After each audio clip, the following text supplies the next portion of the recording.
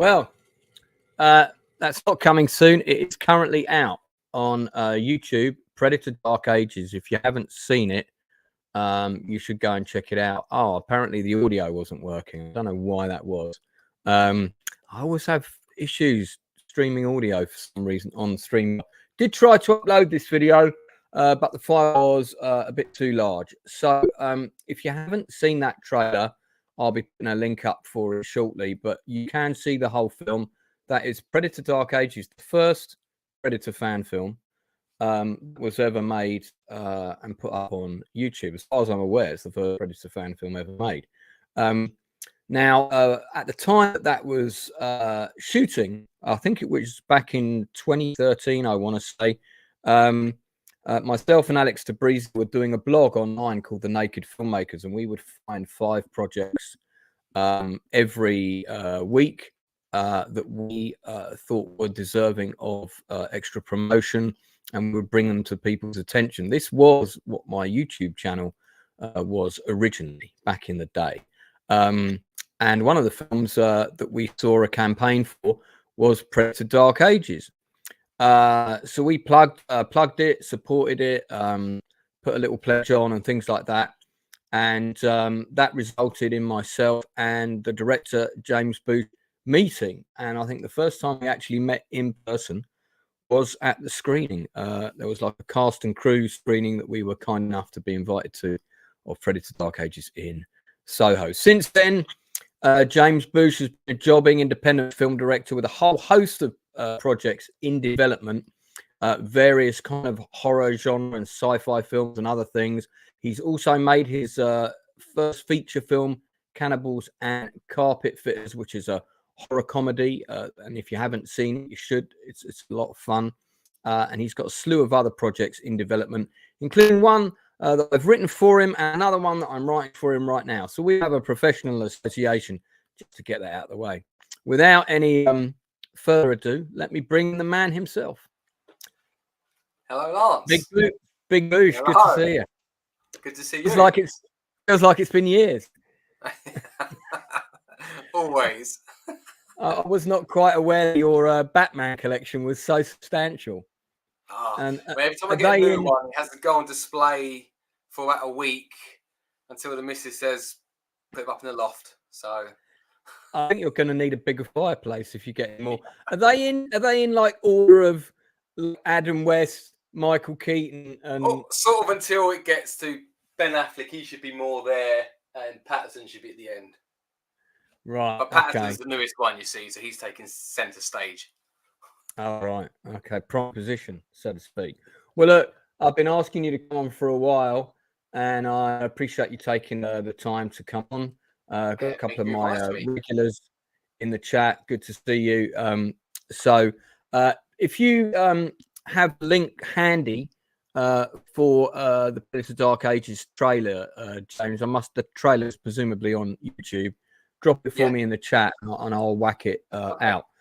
What I'm going to do is I'm going to ask you, before we get into your career and a plethora of topics, for any actors watching, we'll be covering casting. For any filmmakers watching, we'll be covering funding. That'll be a very short conversation, about 30 seconds.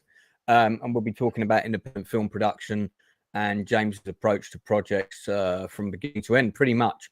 But before we do that, I always like to find out what my guests have grown up with in the world of media, what films and TV shows they were brought up on, and so on, a couple of other things in that realm. So can you tell me what was the first movie you can remember seeing on the big screen? I think it was, I have a good memory of, I don't know if it was the very first film I saw, but it's definitely the one that's stuck in my memory, was old Indiana Jones and the Temple of Doom. Oh, wow. Okay, that was... Yeah, because I always remember that was, it was... I was young, very young then, but like it was so much fun, and like the parachute at the plane with the inflatable, and then the traps, and I guess Short Round was a bit older than me at that time, so it was just the perfect film for me, I thought. And then obviously over the years, I now obviously appreciate Raiders more, but it was the Great film when I was younger. Used to try and then recreate it when I got a bit older at home. Right. You were like me with your Lego sets, building Legos and plasticine. We're going to cover Lego addiction, which is a serious plague that's inflicting our country. Started by us Danish, of which I am one. But we'll come back to that. What was the last film you saw at cinema? I saw Furiosa. British actor or actress you'd most like to work with, but you haven't worked with yet? Oh well. You can mention more than one if you want. I would say, well, obviously, I guess he comes up a lot. You know, Gary Oldman would be amazing to work with. He has been mentioned a few times. He knocks out the park every time. A bit younger, Toby Cabell. Is that Cabell? How you pronounce him? Yeah. I've met him actually. He's great as well. So, yeah. Started his career with Shane Meadows. Amazing. Well, yeah. What a powerful first role. What about actresses? British actresses? Oh my God. I've totally forgot her name now. But who's the girl that was in what's the Last Dance in Soho? What's the film? You know, Last Night in Soho. Isn't it called what's the lead actress's name in that? I totally forgot that. Top of my head. It is Anya Taylor-Joy. No, not she's the like the alter ego, isn't she? Do you mean Thomasin McKenzie? Yeah, is that there's Rita Tushingham as well. I mean, I could go through the whole cast list, but Diana Rigg was the older actress. Of course, she's no longer with us, sadly. Anya Taylor-Joy and Thomasin McKenzie are the two leads. Yeah. So either she was really good in it. Well, obviously, Anna Joy is also amazing. I mean, yeah. Okay. What is a film that you like to watch at least once a year? That you might. No, let's just go with that. What's a favorite film of yours that you got to watch at least once a year? Well, for obvious reasons, is Predator. Predator, yeah. I have to admit, every year I do religiously watch Lord of the Rings films. Yeah, same. Even though they're long and they're like 14 hours, has to be done. Have you got a film that you consider a guilty pleasure that you would watch? Oh yeah, I've probably got a few. In all fairness, I tell you what, one a fairly recent one, and it is, yeah, it's not great, but I seem to be able to watch it a few times. It's Guy Ritchie's King Arthur. Okay, I might come back to that, Joy. And you want another one? You want another one that's pretty out there? Is Battleship or Battleships? I quite like Battleship. I saw it at the Empire Leicester Square. It was a lot of fun. It is. It's just it knows what it is. It's OTT. Yeah. It's like, yeah. One of your cast from Predator is in the chat, Adrian Boucher, who some people might have seen on The Last Kingdom, and a few other TV shows. He's very much a hardworking, jobbing actor. I think I've asked Adrian to come on the channel. If I haven't, Adrian, consider this your invite. Adrian, great come on, get on. Great to get you on for an interview at some point. He's great, yeah. Yeah, he is indeed. Good lad, good lad. Okay, so last question in this quick fire round. Favorite drama television series in the last 20 years that you have thought, oh yeah, like to do something like that, or I wish I could have directed an episode of that? How long back? Last 20 years. Let's say since the year 2000. Let's go. All right, it's got to be, you know, like I loved it back in the day. 24. Okay, yeah, 24. Yeah, that was still going. I love that show so much. I made a spoof film of that when I was younger, called 1424. Right. Once again, it was set in the Middle Ages. Well, that's a good segue into kind of how did it all start for you? You know, wanting to direct, and did you go to art college or anything like that, or how did it start? No, for me, it was all like just self-taught. It was my dad bought a video camera for, you know, the family holidays and stuff, and he never used it. It was just pointless. You know, the big VHS cameras. Yeah. Pointless. He bought it, never used it, but I just picked it up, and I used to film the family and stuff. I think he gave me that job, but then I just started having fun with it. I just take it off and I try and make animations with it and just film my mates. And when my sister was a bit older and I was a bit older, I started filming her. I tried getting her into my movies. Like, there's an old VHS tape where I've stuck tinfoil on her face. I'm getting her to do Terminator lines. So yeah, it's basically self-taught like that with a camera and just roping in friends. I feel like if I'd known about that previously, I would have seen if you could have recovered it and shown it. You know, I have got the VHS tape somewhere in the loft. I haven't got a VHS player, but I've got the tapes. I mean, I don't know if they still work or not, but I'm probably good. I need to go back and see how bad some of this stuff is. Oh, you know, small acorns and all that, as Bob Hoskins would say. So, okay, so you started off kind of shooting stuff like that, which is how a lot of people get started. What was the first foray into something that looked a bit more professional? How did that come about? So, okay, yeah, I mean, so we're doing. I got with a good few friends in beginning of secondary school. We had the same mindset, so we started doing. We're still just having a laugh, short films, but we was getting more into. We had to do in-camera editing, you know, the usual. We didn't have any software or anything like you do now, so we was doing in-camera editing, and we was getting more advanced. What we was trying to do, a bit more ambitious, but it was still shot on like a high-8 camera or a mini DV camera. But it was, you know, the time when suddenly the 5D Mark IIs came out. Yeah. Game changer. But I couldn't afford that. I met you. That was around I couldn't afford that. I missed out on that. Time. Everyone had them, I was using them, and I still had a mini DV camera, and I was like, this is screwed. So, but then Canon brought out a cheaper version, the 550D, which was a much cheaper version. It's like 500 quid compared to 1500. 500 quid. Yeah, 500 but it quid. had the same video mode, didn't it? The exact same video mode. So I bought that, and then I decided, okay, look, my short films are okay what they are. They're fun, this and that. I was like, I've got to try and make something that looks a bit more cinematic as best I can. And so I bought that camera, and that's when I made my short film Blackout. Right. And that was the one where I tried, you know, we rented some okay lenses.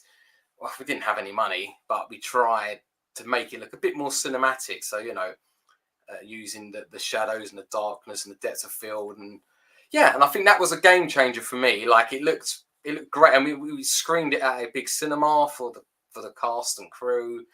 And it actually held up really well on a big screen. And and I think that's when I started making a lot of sort of contacts and friends on like social media from that, because when that came out, it sort of put me in a good place.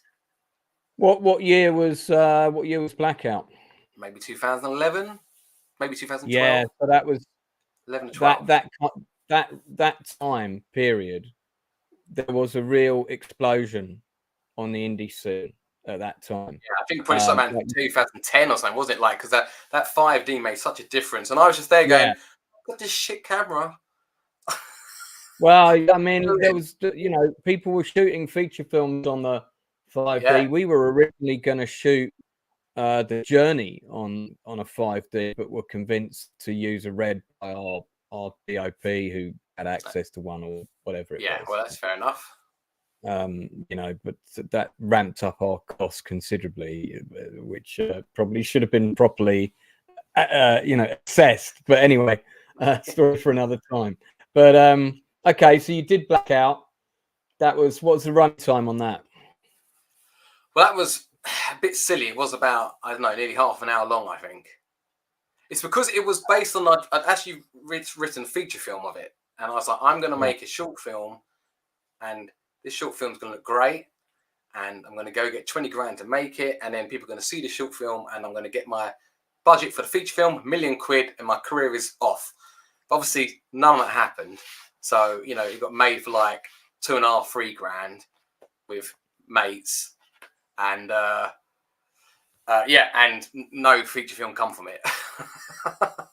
But it did lead though to me meeting up with the actor oh my god, my name's Darren Emwright, who was in Blackout. He was friends Who's with this? Richard.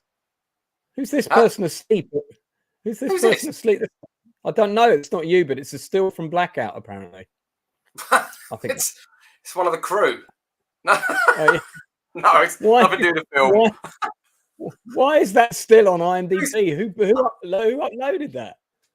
Is that the only photo as well? Someone asleep? Yeah, apart from the poster, you got a photo. Of I think they're basically trying to say the film's too long. Or maybe. So your actors on that word.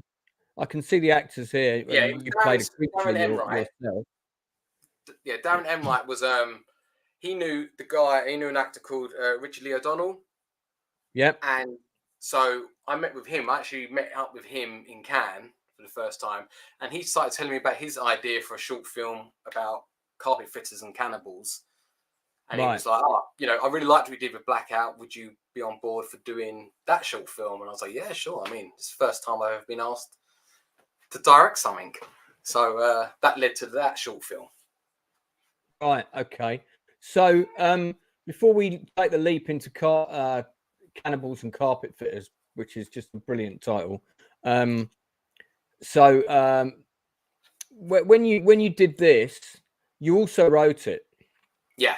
So I'm guessing it was the first script you ever wrote. So we'd actually done wrote the feature film of it before. Right, and then you wrote a short version from it. Yeah.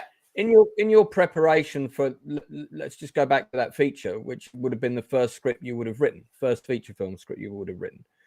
As a writer, first time writer, what was your process? Was it, I've got a great idea, let's dive in? Did you buy a book? Did you go on a course? Did you do none of the above? I mean, just tell me quickly. Yeah, it was had a great idea, write it. Quickly figure out how, get the software that will help you do it correctly and just give it a go. Final draft, was that? No, it was, no, it wasn't final draft, and it's not, what's the other one? That was Celtex. I don't think, it might be, is it Celtex was the smaller? Celtex was the one that was like free and a lot of people were using it. It would have been that one. Right, okay. Yeah. And how long did it take? Very old version of it. How long did it take you to write the first draft of that feature film? It took. I can't really remember now. It took a while, actually. It took, because it's on and off. I didn't sit down and just try and write it. It was just I'd do a bit here and do a bit there and just go on like that. Okay, fair enough. Yeah. So I don't know. I mean, it could have took me 6 weeks, 8 weeks. Yeah. So when you'd finished Blackout before you did Cannibals, and did you say you met Richard in Cannes? Yeah. Yeah, we'll come on to Cannes because I want to talk about Cannes.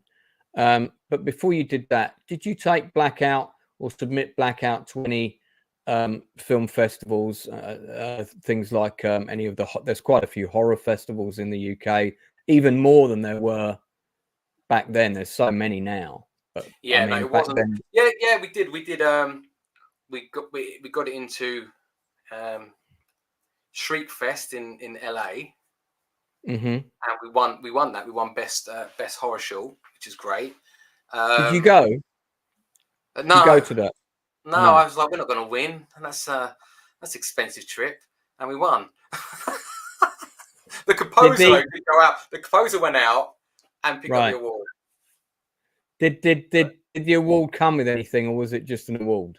No, it was just an award. It was it's quite a good festival though. It's it'd been running for 30 odd years or 20 years. It was a good festival. Yeah, no, I have heard of Shriekfest. Yeah, and we got into a few others as well. I'm trying to think now what other ones we got into. Obviously I can't. We got into a couple of decent ones, and then we got turned down by a load of them though.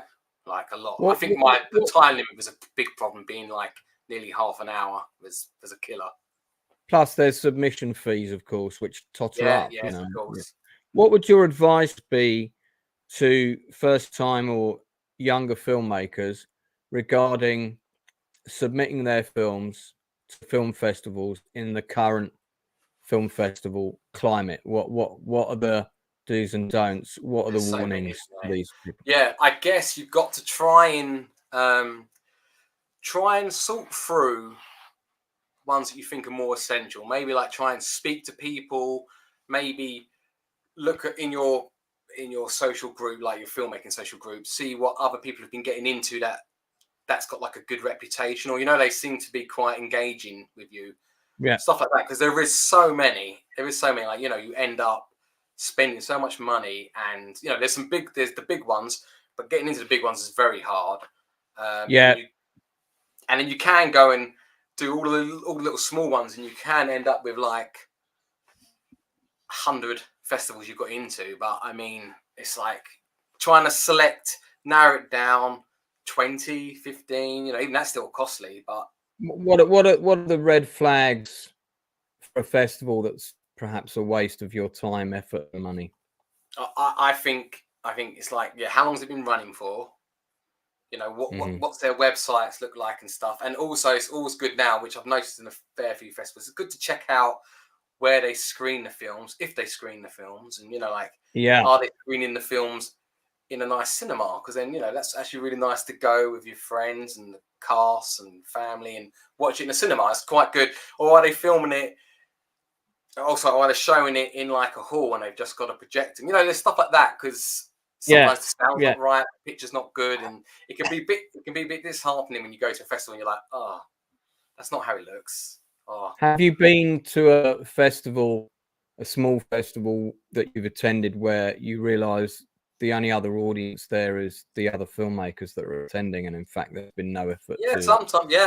Sometimes, yes. I mean, it's very, very tricky to work out what ones are what. But then at the same time, sometimes you the people that are going to these festivals as well, or you might know some people that are involved in the festival, and that they genuinely are trying, and you say supporting them is also quite good. But yeah, it's a tricky one because there is so many. How do you feel about filmmakers having to pay £150-200 to attend an awards dinner? Yeah, no, I mean it's you can't do it's that. got 60 odd categories. Whatever, 50 odd categories. No, if you happen to I mean, I've only ever had ones where festivals offered to sort of like put me up and I couldn't go to it anyway.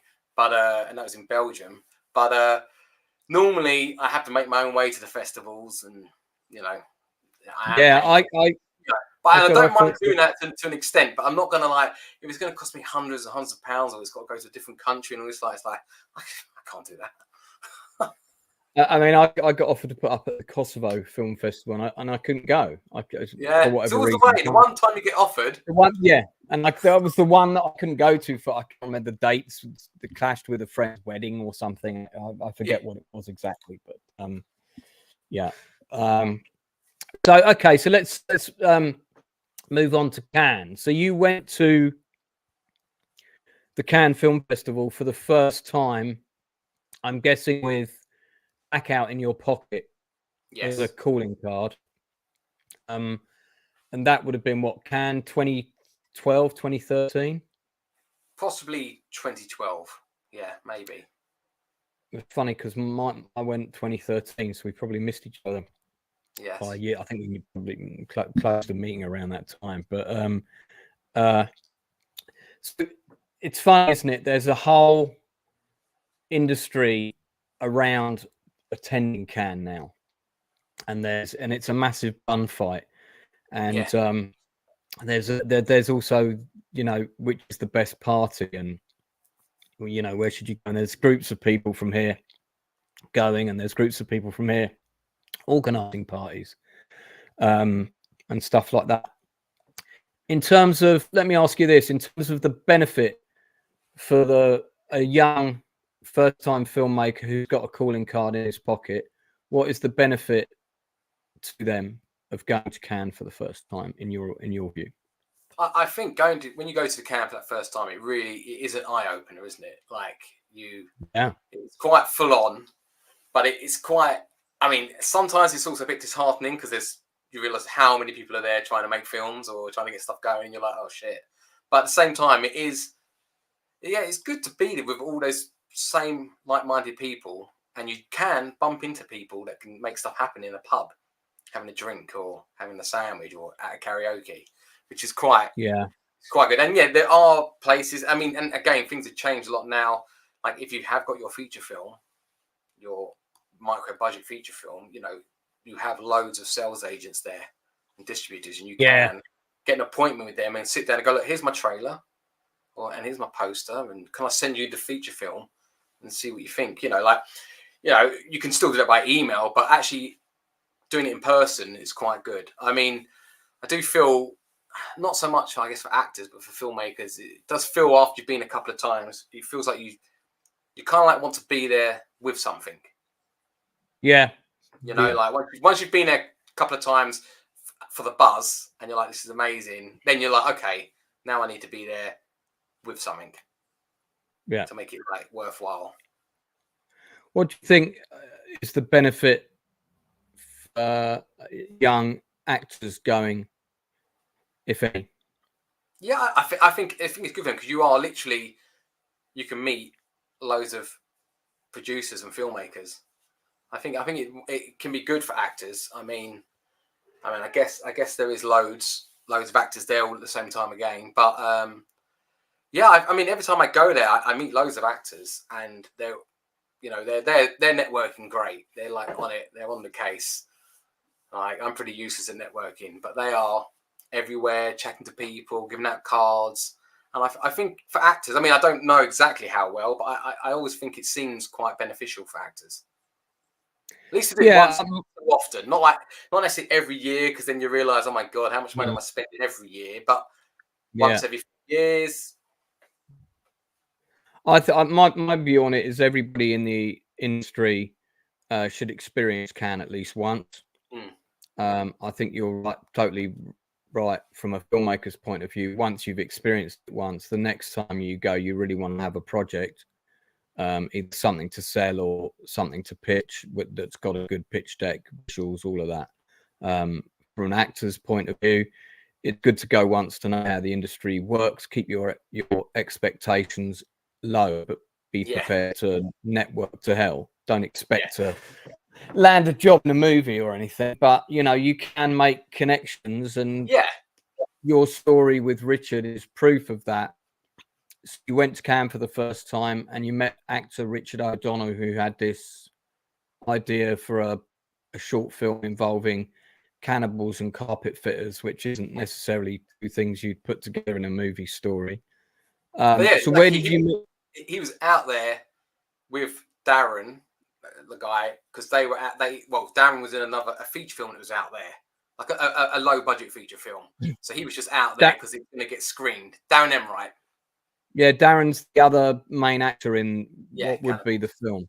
Yeah, okay. And so so Richard, being an actor, went out to Cannes for that same purpose, just to experience it, see what it's like, try and network, and meeting him, because he was obviously with Darren, and I met them guys for a drink, and we was in a pub, and he was telling me about his idea for this Cannibals Carpet Fitters short film, and I was like, that sounds brilliant.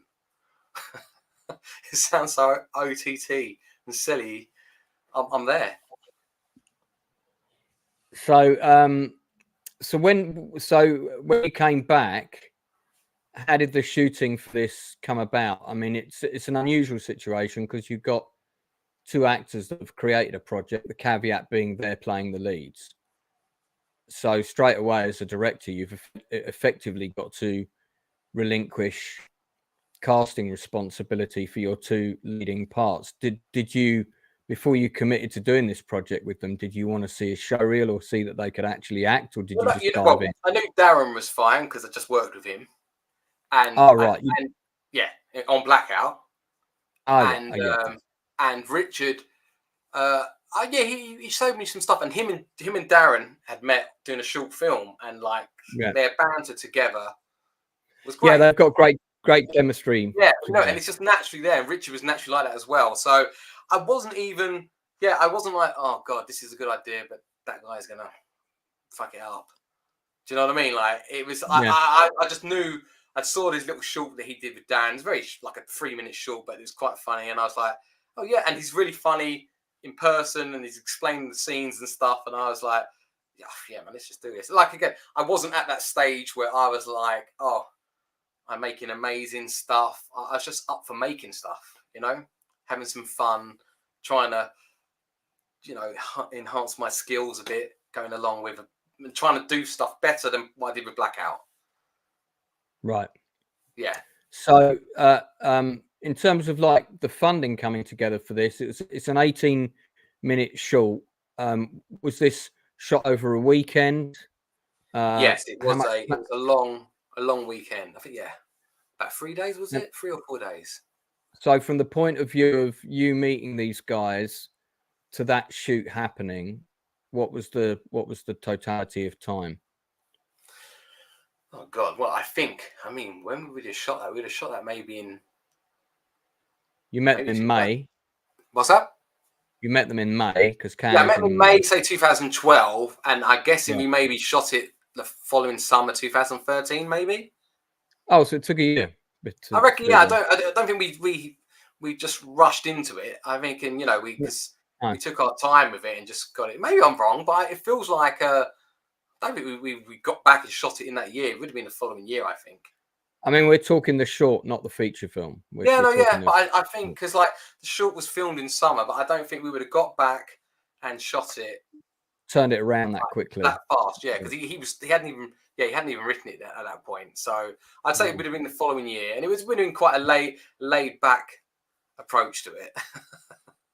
So when you get a script as a director, and I'm asking you this question for the benefit of my audience rather than for myself, because I already know the answer having worked with you. When you get a script as a director from people you're collaborating with, be that actors or whoever, what's your process from taking the first draft to filming day one? Yeah, well, I'll give it a read a couple of times. And that's when I'll put my hands up. I'm quite bad with, I get sent a lot of stuff and I'm always like, I'm going to read that script and then I just lose track of time and stuff. But yeah, I'd read it a couple of times and then I sort of like, I make my notes of like what I think, you know, what we can do to like tweak it a little bit and what I'm thinking, how we can like add a bit of pace or, you know, whatever I'm feeling for like a certain scene or the characters. And luckily everyone seems quite happy when I have a chat on Zoom and stuff or in person, and then I'd write like loads of notes saying, oh, maybe we should try this or what about we tried that, and if you swap this around, I think that makes it flow better from like an editing point of view and stuff like that. So so that film was shot over a weekend, a long weekend, let's say. In terms of the funding for that, was there any funding, or was it literally, you know, labour of love, everybody in it together? Pretty much a labour of love. I mean, we probably spent about, I think we spent about £5,000 on it, maybe £6,000. Right. And it was actually a friend of Richard who was like, oh, you know what, I'll put in the bulk of the money, because he wanted to help Richard try and make a short film. So he was like, look, I can give you this much, try and make it for that. And so that was our budget. We had to work from that. We went found a house. Where did we shoot the house now? We did it via like England Heritage. We found a nice house. You know, what size crew did you have on it? It's a pretty small crew. We had obviously we had Jared as a DOP, and then Andrew Ricks was basically his gaffer, spark, second. You know, like everything else. Yeah. Camera team of two, fairly common. Yeah, I think literally our crew was I don't know, maybe about 7 or 8. Right. Yeah, it was a pretty small crew. Jane Hyman was did all the makeup and the gore, and at the time she was going out with the actor Darren Mafucci, who's great actor, and he said he'll be our cannibal. So it's great. So in her own time, they were able to like take molds of his face and do some stuff. Right. So, you know, and it was kind of things. Always the case to me. It's like, you know, what you're going to get is what you're going to get, really, because we haven't got the money to mess around. If someone turned up and went, "Here's how I look. This is your monster," I'm like, that's what we got. Half the time, you know, like, and he looked great. The makeup looked great. It was really cool. What was the biggest challenge on that short that you remember? Oh yeah, we had a serious one. So one of the actors who was planned for the day, so we were going to shoot all of the outside stuff, and the weather was going to change, and then we was going to shoot all the outside stuff. His scene, it's the postman, and then their scene when they arrive, you know, get all the stuff, and then we move inside before the weather gets a bit dodgy, and then we light it. Yeah.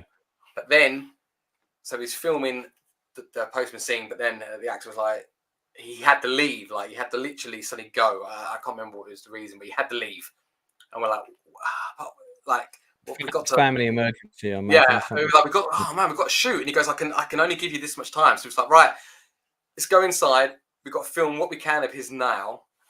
And we shot what we could. We missed lots of shots, but we filmed what we could. And then he left. And then we was like, right, let's go back out now and film what we was going to film before the sun goes. And I think it became like a 17-hour day. Right. Damn. It was it was our last day as well. It's our brutal, but we was all like, it's our last day. Let's just go for it. We can all sleep afterwards. Yeah. But it was a brute. It was a kind of like, you know, having to really think on your feet to think, all right, how are we going to make this work? What can we lose and what can we tweak?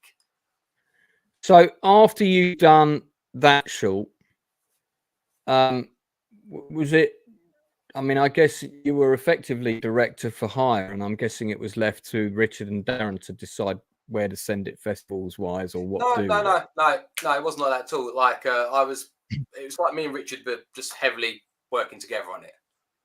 Right. Okay. Yeah. And Darren was more the actor as well. But yeah, no, it wasn't like you know, I was involved with Richard thinking the festivals and contacting people and all that stuff. Mm. Yeah. So what was the best result that came out of working on that for you? The best result for that, I'm guessing we won the award at Leeds International Festival, which is good. Yeah, that's good. That's a good festival. Yeah, it was great though. Moving up, I think we used a C300 and some other stuff, and having like I said, Jane doing the makeup. It was a nice improvement all round of stuff, you know, which is very good for me. Like I thought it came out really well for what we had, and it felt like a step up. I think from this, you did the Predator fan film before you did the feature film for Cannibals. Yes, that was in between. Yeah. Yeah, because by the time you were doing the feature film for Cannibals, you and I knew each other and were talking on a fairly regular basis. So presumably, while the Cannibals short is doing the rounds, someone said, "Hey, I've got a Predator suit," and you thought, "Hey, fan films were sort of." I seem to recall from about 2009 onwards, someone did a really big, a Star Wars fan film that went really big. And aside from a couple of the actors in it, a lot of people were saying, God, that fan film's better than the prequels. You know, forget the name of the Star Wars fan film in question, but it was feature film length. And this is back in the day before studios started getting embarrassed by the quality of some of the fan films before they brought down their mighty hammers and said, copyright, you can't do it. Stop being better than us. I don't think Predator Dark Ages would get made today. Not without. No, I mean it was rowing back in the day. In all fairness, it was like we had a lot of heavy moments when we was trying to get that made. In all fairness, like I think you said at the beginning it was the first Predator fan film. There was others. Right. Okay. And but maybe it was the first good one. There's a great one from years ago which had Batman and the Predator and the aliens. That had about 30 grand budget though, and it had like the people that actually made Stan Winston. Like some of them were involved in making it, so that's a bit of a cheat, isn't it? Really. I haven't seen that, but you'll have that's to. That's great. I think it's called Batman Dead End. Okay, I think somebody mentioned that. I don't remember there being a Predator in it. Yeah, Batman fighting a Predator. Brilliant. But I'm not as an avid a Batman fan as you, so I don't automatically digest everything with Batman in. But I'll be sure to watch it. So this came about, if I remember rightly, as a result of a series of coincidences. Somebody owned a Predator costume. Yeah, it's like You're a big fan. I've always had, you know, I love Predator, and it's the actual idea came from a game with my friend Warner Glazes. He did the soundtrack to Predator and Blackout and Cannibals. We was in a pub one time, and we was just chatting. He was like, "Oh man, because you should make a Predator film one day." I was like, "Mate, I'm gonna make a Predator film one day." And he was like, what do you think?" And I was like, "Maybe in the past." And he was like, "You could do a Roman one." And I was like, "Oh no, you know, I'd do a medieval one because I love that's my era that I love."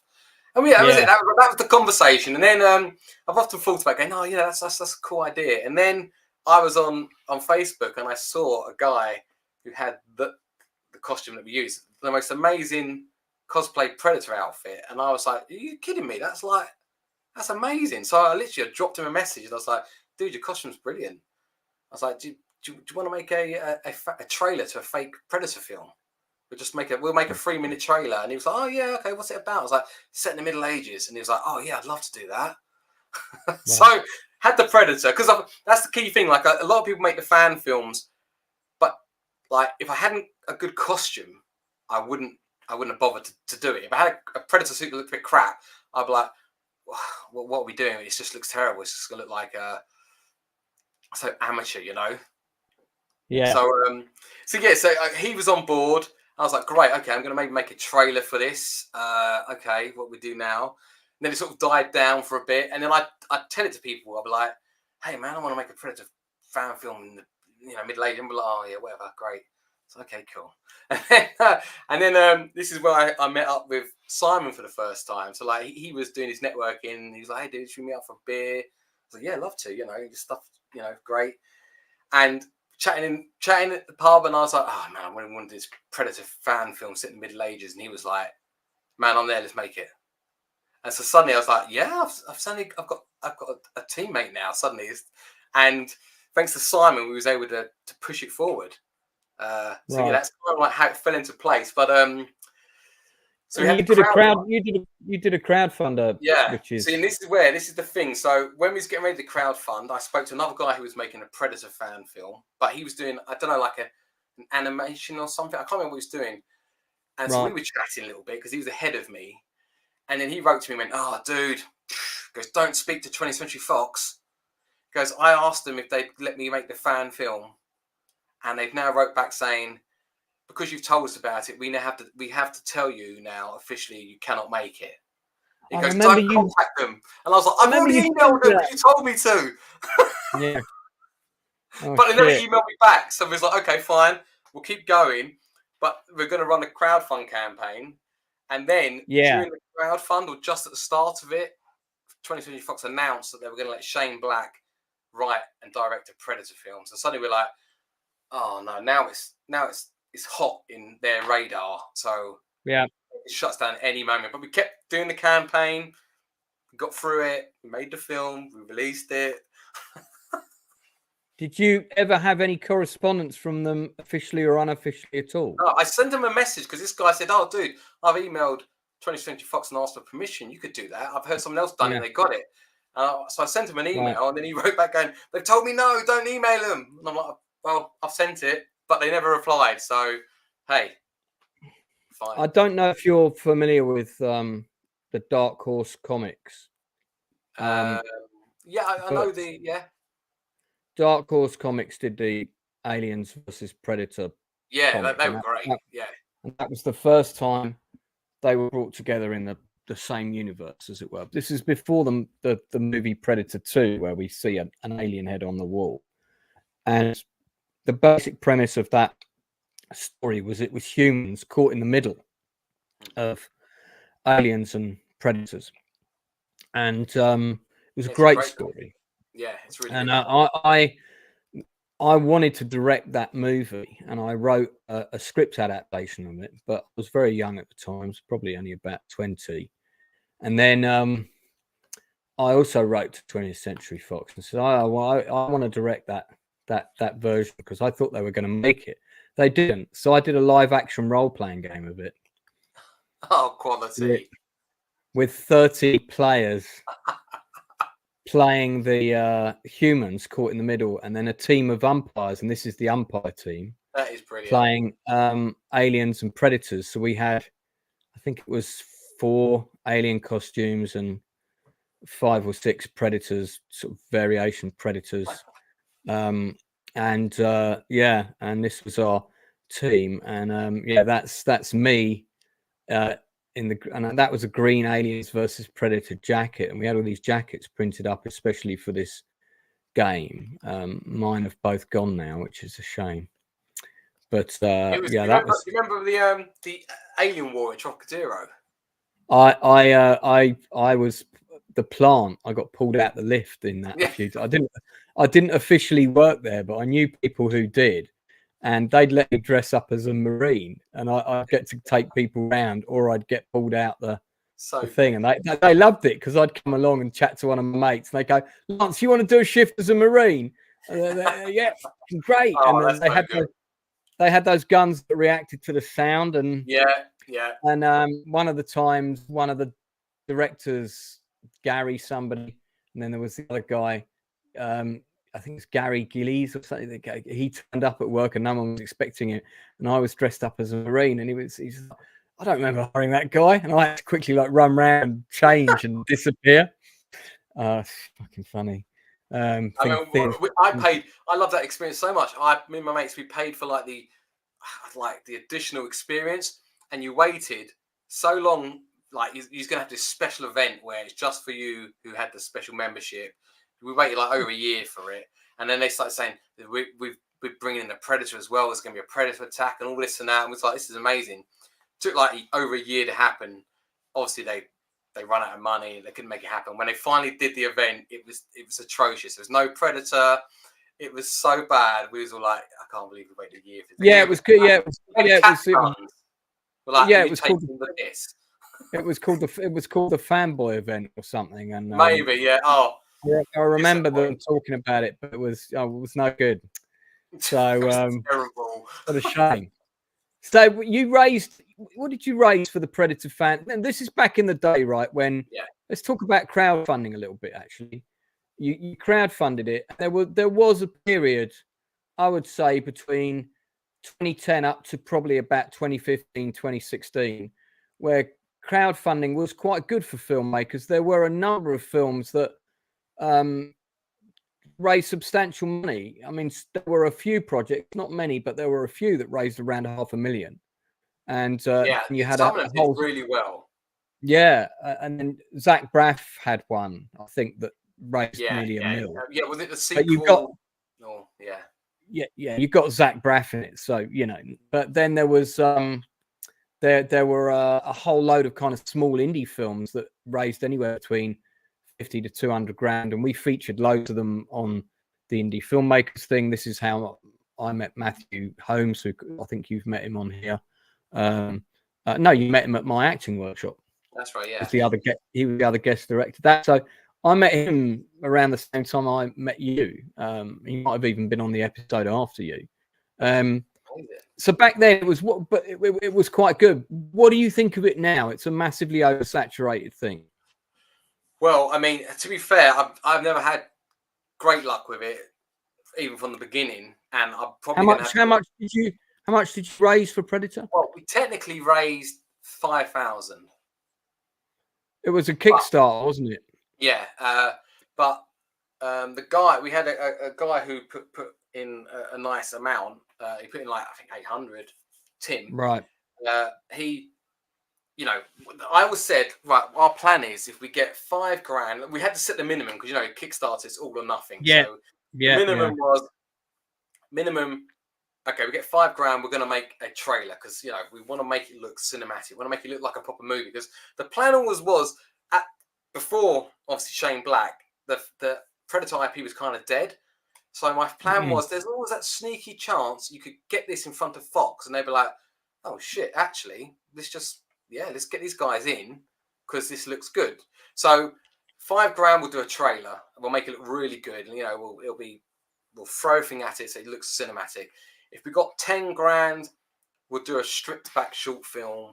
And if we got, I think, 15 to 20 grand, we'll do like the slightly longer short film. So that was our plan. Mm-hmm. I was quite confident, and we literally, so 5 grand was the minimum, and we got like 5 grand 100. So we literally got the minimum. So I was like, all right, well, okay, we're going to do a trailer then. And Simon was like, man, we got to do a short film. I was like, we can't pull that off on 5 grand. It's like everyone, he goes, no one's even going to care that they're only paying for the short film. They're going to want to see, the trailer. They want to see a short film. So we was like, oh man. But then the guy who put the money in, he was like, how do you think it went? And we was like, yeah, we hit our minimum. It's good. It was 5 grand short of at least making the short film, really. And he was like, okay, I'll give you the extra 5 grand to make it. Wow. So suddenly we had 10 grand. I think in the end he put a little bit more in. So, it probably was about 12, and that's because he really just thought, he was like, you guys have got the passion, and I really want to see you guys smash it. And so it's thanks to him that we was able to make the short film. Yeah, and I mean, it one of the things I really admired about it, apart from the fact that it really does feel like a Predator movie, is you wherever you could with it, you got a sense of scale. I mean, you got horses for start, horse wrangling on film sets is not cheap. Insurance for actors with horses is not cheap. I remember your film was one of the first films I saw a proper drone shot in. Because I know you had to CGI the guy, you had to CGI yourself out the shot, didn't you? Because it was great. I mean, a lot of that game was like, because Simon was just so on the ball with it and so up for doing it. He was like, man, I know this guy, and he's got horses and stuff. Let's go see if he'll do it. And he knew a guy that just got Adrian, the man. It was like Kieran, who's Simon just met. He just got an not Arri Lexa, Arri Amira or whatever. Amira, the sort of their documentary style camera. So he kind of like wanted to play around with it. So he was able to get a really good team of people that were kind of like up in their game, and it was like the right time. We got all these people involved, right, to really push the quality. And yeah, we always said, that was my plan when I was writing it. You start with a fan film with 4 people walking around the forest. You're going to be like, there's 4 people in the forest. But if you start it with the tents and the horses and that, by the time you're in the forest with the 4 people or whatever, it doesn't matter, because you've sold that it's a bigger film. Yeah. I mean, did you, before it, I know you had the screening in Soho, which I was at, and it was, it was great watching it on the big screen. But did you, before it went anywhere else, before it went up on YouTube, did you send it to Fox and say, look, here we are, no, give me a job? No, because remember now, Shane Black was on the Predator now. Oh yeah, I mean, I'm so glad that film was made. Oh, so disappointing. I couldn't, mate. I couldn't get through it. I haven't seen all of it. I switched it off about 40 minutes in. I just couldn't watch the rest of it. You did well. It was bad. I mean, it was like really bad. It was so disappointing, because it's because of his Marvel Iron Man 3. It messed with his head, and he just tried making an Iron Man 3 version of Predator. I mean, I don't know what he was doing. I just was like, yeah, I mean, at the end of the day, it's like, this is a guy who was in the original movie. He has written some good scripts back in the day, because I think he did the original Lethal Weapon, if I remember rightly. Possibly, yeah. I mean, he was definitely did a lot of those. He did I know he wrote The Last Boy Scout. Yeah. A couple of others. But I mean, this is a guy who's been around in Hollywood a long time. So yes. when I heard Shane Black Predator, I thought, great, it's going to be good. Yeah, I thought this is going to be good. This is because Aliens versus Predator, they had a great story with the Dark Horse one. Why they didn't go with it, I don't know. They brought Paul Thomas Anderson in, who tried to sort of do Aliens versus Predator meets Death Race 2000 meets Resident Evil. Space Hunter Adventures in the Forbidden Zone in this weird pyramid thing, and it was just like, this is bollocks. Yeah. So you know, that was such a wasted opportunity. I just thought, oh, yeah, they should have done that anyway. But that's for another time. That's quite great. Adrian was in Aliens vs Predator. Let's move on. So it's great.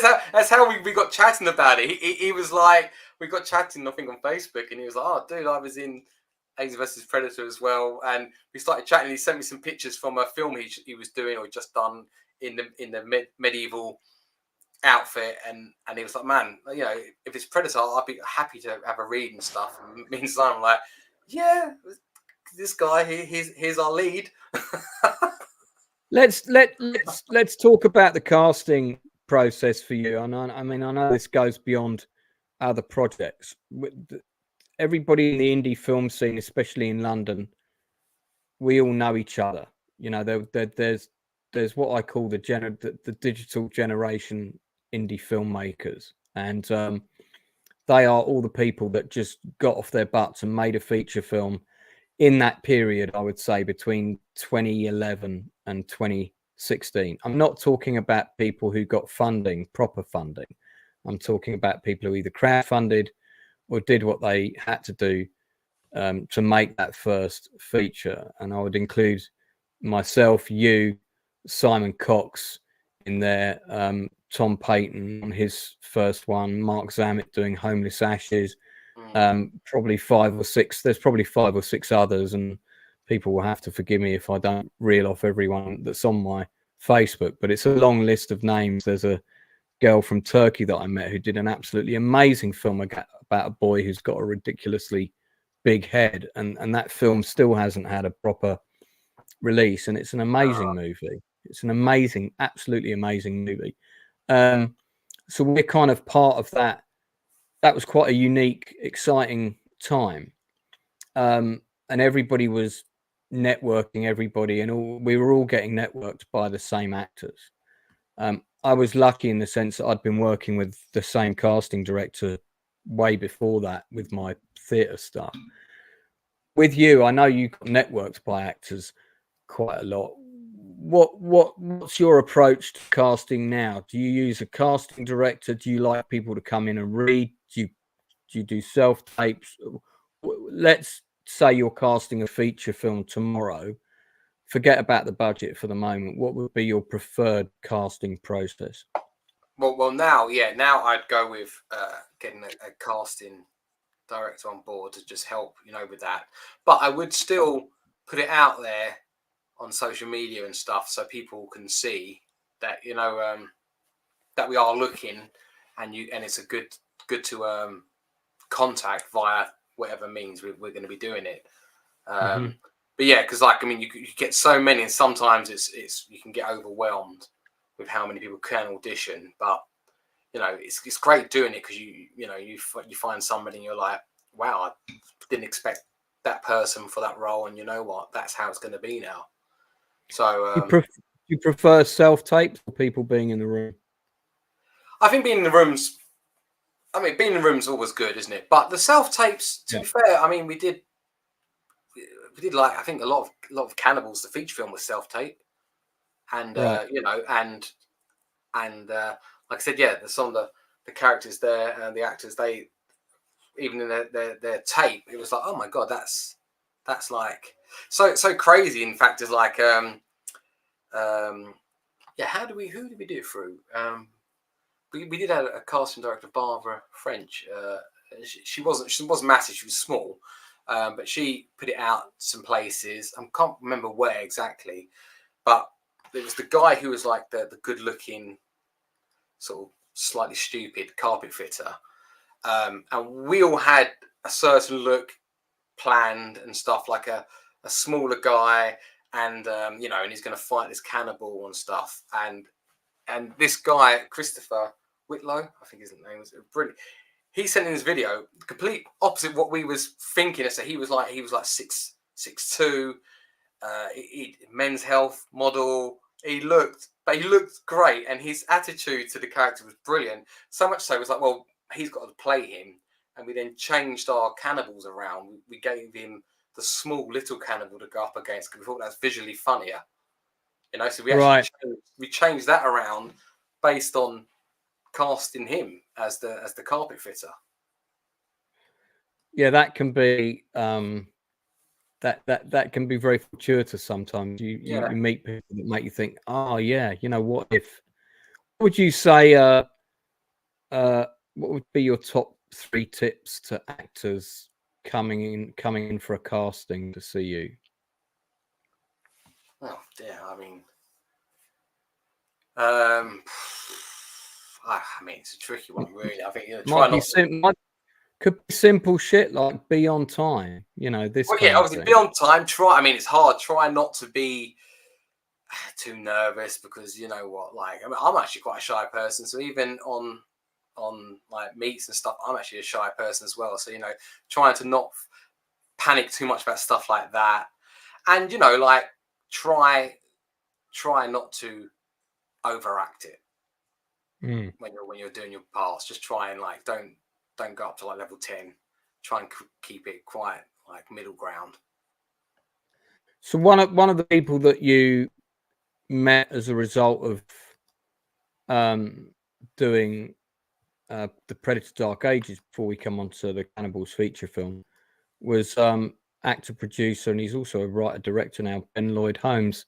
Yes, who was very active for a while and was on my Facebook friends. He's kind of completely vanished now. He's still around. He's doing more creature. He does these creature events, doesn't he? He does them, and he's also doing like environmental animal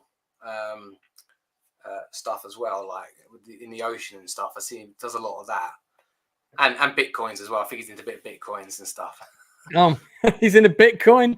Okay. Or maybe what's the new one? I'm so not up with any of that stuff. So, but yeah, no, yeah, and I think he's been doing a bit of VR 360 filming of events and stuff, which is quite interesting.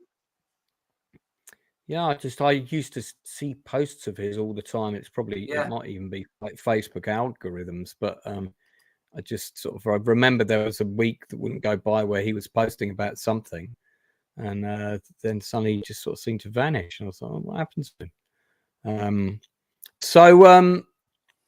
After what was the biggest challenge doing the Predator film? I know the guy who owned the Predator suit started doing it initially, but then realised actually this is quite knackering and not as fun as I thought it would be, and you got somebody else to do the Predator suit. I mean that was quite. He was very precious about his suit, which is fair enough. You know, like his suit, and it cost him money, and he didn't want anyone else to have it and use it, and so we was like, okay, fine. So well, we're going to have to teach you some of the fights because you know he's got to have 2 fights, and we did the first one with him. You know, and fair dues, he threw himself into it as much as he could, but then afterwards. After he'd done that, he was like, yeah, I think you can put somebody else in the suit for the end fight. So he gave us his permission. So suddenly we was in a much better place, and Ben jumped in the suit because Ben was right. Yeah, because he'd done it. Yeah, and it was good because then Ben and Adrian, you know, and there was Ralph was the guy who was choreographing the sword fights with them. Them 3 and Philip, they went off together. And they were doing the end and planning like the end fight. So Philip was still involved. He was there, and he could see what was going to happen to his suit. So he wasn't too bad. He was probably there when he was filming like that, going, "Oh my god!" And we did break one of his blades and stuff as well. But I mean, there's a couple of things I want to talk about before we move on, because I really liked it. I think if you'd had just a little bit more money. And the running time could have been a bit longer, and you'd had a bit more time to spend on fights and stunts and things. I think this could have been, you know, as good as Predator 2, let's say. I mean, we originally our original opening was they went to a prison, and the side character was actually in a prison being held. But then we realised we was never going to get money for that kind of stuff, so we changed him to a scholar and put him in a tent. You got Sabine Crossan in there, who basically looks like an elf, and she was an elf in Lord of the Rings, Fellowship in the Ring. That was a bit of a, you know, like we some of the costumes, we got the costumes, and that's what we had. And she had dyed her hair for a film because she had a brunette before. It was just like, and so we're like, oh, okay, looks a bit like an elf, but you know what? I love Lord of the Rings. Just go with it. Yeah. And then I forget the actor on the far left. He just played Gandalf in Gollum, The Hunt for Gollum, the Lord of the Rings fan film. That was John Campling played Gandalf in The Hunt for Gollum fan film. At least I recall him being at the premiere, and that's when I first met him. And I'm pretty sure, and I think I managed, bless him. And my apologies for this, John. Unfortunately, I have a brain injury that makes me say the first thing that comes into my head, which isn't always the best. But I remember when I said to him, I could see he looked so offended. It's great to meet you, because do you know what? Really good older actors are hard to find. And I think he thought I was saying that he was basically old, which is not, what I was trying to say to him. But I was actually trying to say to him, the actors in your age bracket that are great are actually quite hard to find in terms of when you're looking for parts. So he was on my radar straight away as someone maybe I should work with. Yeah, has a great look. What were you going to say about that? Anyway, that was me screwed with him, because I could tell he was really offended, and I was like, oh fuck, that came out wrong. There's my brain again. But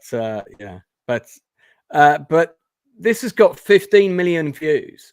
You must have had, it's great, quite a bit. Is it 20, 15, 20? No, 15. 15.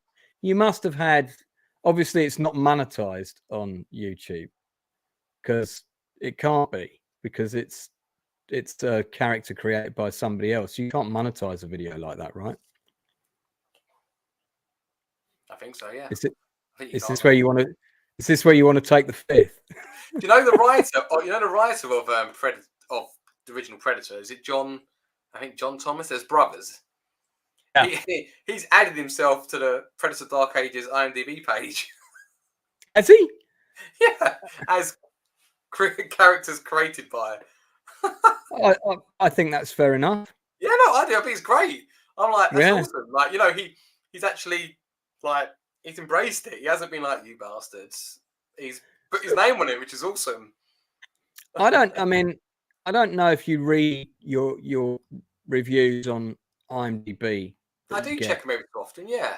Yeah. So, the reviews for Predator Dark Ages are very strong. Most people give it. I check more. Sorry, I check more YouTube. I haven't checked IMDb for a while. I think, although IMDb is now riddled with fake reviews, it's riddled with bots. You can see if you get a 10 out of 10 and you go onto it and it's a fake profile and they haven't reviewed anything else, or there's AI written reviews, and you can spot them a mile off. But in 10 years' time, not even that long, they'll be impossible to spot. Yeah, it's gonna be terrible, isn't it? It's gonna be terrible. It is terrible, but most of these are genuine reviews, and there's a lot of love for it. And I think if someone writes a long review, good or bad, about your film on IMDb, unless they're just coming on to bash it, at least they've taken the time, because it takes time to sit down and write a long review. Yeah, and they've genuinely watched it, and yeah. Now here's a funny one. This one gives it 1 out of 10, and I don't know if you've seen this one, but I'm showing it to you because I want to. It's not to bash you at all. It's to show you that this guy's got this completely wrong. So if you read it, okay, he slags off everything, and then he basically says, why sacrifice and butcher these great things such as Alien and Predator franchises to do it? Some say this is fan-made, but the franchise got bought out and they produced new feature films with this subversion, which excludes it from classification fan-made, which removes all the excuses for the above-mentioned points. I'm saddened yet another great thing got corrupted in this manner. So basically what he's saying is that this was made by 20th Century Fox. It's a proper movie with a big budget. And they did it deliberately to lock down the franchise so that no one else could make any others. And he's trying to say that they made it badly deliberately, as opposed to you making it for, you know, $7 or $8 grand after people had their... It'd been right, we got paid, wouldn't it? Well, this is it. I mean, like, so I don't know who that was, but if he happens to watch this, it is a fan film. 20th Century Fox had nothing to do with it, and it was made for less than 10 grand, mate. So, you know, with Jimmy not getting paid a bean. So, hey, the biggest gripe from somebody. I do like the ones on YouTube. There's a lot of love on YouTube as well, but then you get a few in there that love trying to tear it down and stuff, and it's quite. I like to read because it's quite funny. It makes me laugh and stuff, and you know, if there's a genuine problem or an issue, I'm like, yeah, that's fair enough. Like, there is some things that people pull out with accuracy, and some lines are not correct, and totally get that. And you get weird ones where you're like, they just want to have a moan about something. They haven't even watched it all. I like this one better than Shane Black's The Predator. Had more heart and soul, you know, and there are, you know, it's. I don't think I've ever seen such a professional fan film before. Well, that's because it was made by professional people in the industry.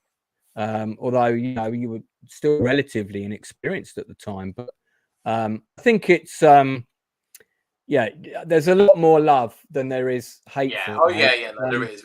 And I just don't understand why 20th Century Fox, Prey having come out. Why don't they come and knock on your door and say, okay, mate, we'll give you... What was the budget of Prey? 20 million? I think it was 20 million, wasn't it? It was around 20, 30? Might have been more than that. Might have been a bit... Well, I mean, okay, but you could make an amazing Dark Ages film for 20 million. Would you go to Malta to shoot that? What's that? Would you go to Malta? If I was a producer from Hollywood and I said, right, James, we're going to make Predator Dark Ages, the feature film, where do you want to shoot it? Would you go to Malta? Well, you know, because like, you know, it would be a case of, you know, like one of the comments people moan about is like, oh, Predator's like the sun. Why are you filming it in England? It's like, well, we can't afford to go anywhere else. We've hit the budget. Yeah, Malta, you know, like you'd obviously set it in the outskirts of Jerusalem or something, you know, right in the heart of the same battles, you know. Like, have that heightened because they, you know, Predators are drawn to heat, they're drawn to conflict. So that's like bang on. That's really what you want. But, you know, when you've got like 12 grand or something, you ain't getting that. You're going to get in the forest. What was the most positive thing to come out of Predator Dark Ages for you? I think, well, I mean, working with a great team and making some good friends. It's one. And also I do, you know, like, because I am a big fan of Predator. I mean, I love that film. I love Medieval. And so, you know, it was a passion project for me. I was like, you know, this in my head, this seems like a really good idea. I might be totally wrong, but for me, I'd watch this. So it was great how well received it was, you know, and from Predator fans and stuff like that, I'm like, that makes me happy. It's like, okay, we're on the same page. You know, do you know, if someone said to me, you can make a Predator film, when do you want to set it? The first thing that comes into my head is a film called Predator Zulu. I'd love to set it just after the Battle of Isandlwana, where there's one part of the Zulu army that comes across a predator. So you've got like 500 of them trying to take him down. You know, and that would be, you could do so many cool things with that. The Predator Dark Ages, not the short film, but like when I was thinking of a bigger feature film, I had the same kind of ending. It was a whole army went to where the Predator spaceship was, right? And obviously it's invisible, and people said, oh, it's like you know, it's whatever, it's wizards or whatever, warlocks. And they had the whole army there, and they trebucheted in the area, and so you would see all the stuff hitting the ground, and it started hitting the Predator spaceships, and it's hit the force fields, and every time it hit it, it'd start revealing it. And then out of the spaceship came like 20 Predators to kick off with this army. Right. Cut to credits, or, you know, give us the budget for the big 20-minute ending. Full on war, you know, either way. Full on Braveheart battle with Predators. Yeah, that would have been a really cool last 20 minutes. Oh man, come on, 20th Century Fox. This man's ready to make that movie. Disney. Let me direct second unit if that happens. So you then got Cannibals then became a feature film. I think, am I right in thinking there was a crowdfunder for this as well? Yeah, we did a bit of that because we got a bit of private investment. We which interesting one of your points as well. We had a producer on board who was obviously a bogus producer who was getting us like, oh, is this a bogus producer that we both know? Yeah. Right. Okay. Yeah. I think I know who you mean. It's getting us £250,000 to make this film. So yeah. Like, I remember this is brilliant. I remember being told that. Yeah, and we're like, this is exciting times now, guys. We're moving up now. This is it. Like, we could do a lot with that. It's still low budget, but my goodness me, that's great for me and everyone. And you know, we was going ahead trying to prepare for it and this and that, whilst he was going, the money's coming, don't worry. And then when we're like, you know, we're going to film in September, he suddenly was like, this is like in summer. And then we finally found out he had no money and he was just going around telling people, and, you know, for the ego part of it. And so literally, we were screwed. We were like, hang on, got no money now. So we had to find private investment, which we did. But no, we had to cut our budget down, obviously. And then we had to crowdfund a bit and stuff to try and make it happen. Because otherwise, yeah, we was already sort of in motion. And we're like, well, we're going to have to cut this budget down by 2/3 now, at least. Because how else are we going to make it? Yeah. Painful. So, I mean, yeah, I remember this individual. I mean, their modus operandi was that they went round looking for crowdfunding projects they'd whack 500 quid on, and then come in touch with you and sort of like promise big money. And they had lots of businesses, so they had a decent wallet, that shall we say, that they could whack 500 quid on a film here and there.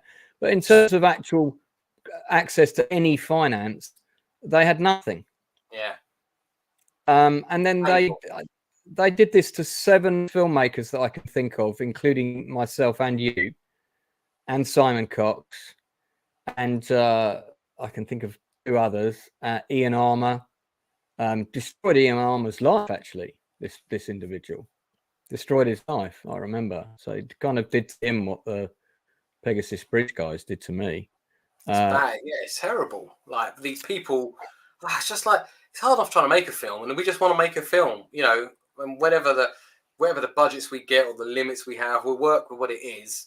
But they just want to talk about it and drink champagne and show off, and actually have no interest in helping you at all. And then no, yeah. Why are we not naming this prick? Let me be blunt. It might close down your YouTube channel. Yeah. Okay. Right. Well, I'm trying to find. I know that I had a picture of their van saved on my computer. They've got this amazing van with all their shit on the side of it, and I'm trying to find a picture of it. I was thinking about putting that up, but yeah. Okay. Well, let's. Independent filmmaker Oliver Hollingdale is in the chat, and his Dan Candy wants to be a bogus producer when he goes out. Predator on Mars whilst building a Mars colony. That's a good idea for a Predator. Dan Candy, it's pretty easy to be a bogus producer. You just got to talk the talk and don't worry about the walk. Yeah. Yeah. Predator in the cowboy era. I think there's a fan film that's been done of that already. Maybe, yeah. Yeah, not. I have seen the Logan Wolf fan film. Brilliant. Yeah, I've heard that's exceptionally good. That's very good. Yeah. So you moved on to Cannibals, bit of finance, some dealings with nonsense producer, which I imagine just caused a few delays. Yeah. Mingus Johnson, who by the way ended up being in the film, and I were actually friends that went back way, way, way back, like early 2000s. Me and him met. Brilliant. And it was funny because we were both going through some stuff when we met, and then I met him again at your screening of Cannibals, and we saw each other in the bar. And I ran up and gave him a massive hug, and I said to him, "Who would have thought you and I would be talking here now?" And I'm at a screening and you were of a film you're in, and it was such a lovely moment. It was great, you know. Yeah, so he's a lovely guy. This guy was funny in the movie. Here's your cannibal family. Yeah. What's quite funny? So Darren Mafucci's the one with the blue denim top on, and he was our original cannibal in the short film. Right. Well. So, but originally, because Mingus knew Richard, and Richard was like, "Oh, Mingus, do you want to play our cannibal in our short film?" But he was like, "Oh, not sure. You know, don't know. But you know, it's not much money. This and that. You know." And then he saw the short film, and he was like, "Oh man." He's like, "I'm so sorry. I should have been there. It was great." And so when we was doing the feature film, we asked him again. He was like, "I'm there." And he was a legend. He was great in it. He proper committed. It was so good. What was the so from the process with this was you got some money, but what was the starting budget to shoot the feature? Well, the one that we wanted to get. No, what did you end up with? Oh, we ended up. I think it probably came in all in about 85 grand. And I vaguely remember that this was shot over a period of 2 weeks with a week of pickups. Is that right? Or it was more scattered than that. Because to keep our budget down, we'd shoot it in blocks wherever we could. So we shot at the house for like a big chunk. I don't know, 8 days or maybe longer. The house, we shot that all in one go. But then we shot the carpet shop stuff over a weekend, and then we shot all the van stuff driving that over a weekend. And then we went and used the studio for the basement, and we shot that over 4 days. 6 months later, so it was really, really scattered. But that was a way for us to keep our budget down, because we said to people, look, we can't really pay you the full amount. We kind of, it's kind of shit wages, but if we can make it so you're not having to give up too much of your time, you can still do proper work. Will that work for you? So that's how we did it. And so it took longer. But we was able to get it done, and doing that way, actually, we was able to shoot for longer than normal. If you're going to shoot this film, on like an 150,000 budget, they'd probably be like, shoot it in 16 days, maybe 18 days or something. You've got to get in and out. But I think because of how we did it, we was able to shoot for 23 days or something, or maybe. If you'd had the 250 grand from the bullshit producer, what would the plan have been? How would you have shot it? Would it have been like 4 weeks, 22 days? It would have been shoot it over 4 weeks was the plan. Yeah, and a little bit for pickups if we could do it. And we get bigger talent if we could and stuff. We'd go to play it and try and go as big as we could to help sell it, make it. This is Jessica Jane Stafford. Yes. Yeah. So I met her on the night of the premiere, I think. Yeah. Or it might have been. I think because you was chatting to her and her fella Lee, wasn't it? Yeah, I know. I didn't know that her and my ex-partner got on like a house on fire. And both very glamorous women,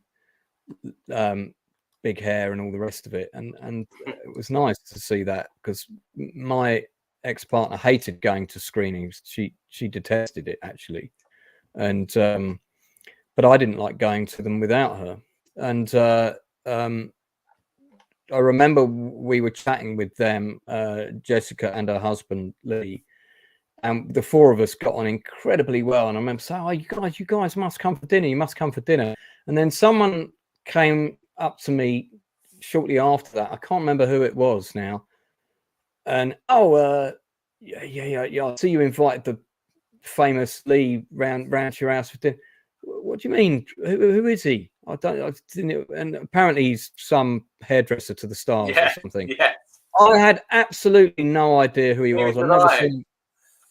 I just thought they were really lovely people, and I mean, she's still on my friends list, and They've got the most beautiful family, but she's very, very talented. She's a cracking actress. I chat to her. You know, we were saying like, hopefully we'll get to shoot something again in the near future. Yeah. Just things take so slow to happen. Yeah, I'd cast her in something if I had a role for her. This girl was funny. So here's your two leads. And yeah, one of the villains of the piece. Is that a dummy or is that a person? That's a person. Yeah. Oh, he's carrying him for real. Can't afford dummies. Well, I know, you never know. You had Zara Python in this, who, her career shot up after this. And then, Then shot back down. Yeah, I'm tragic. We shouldn't probably say much more about it, really, but it's a real shame.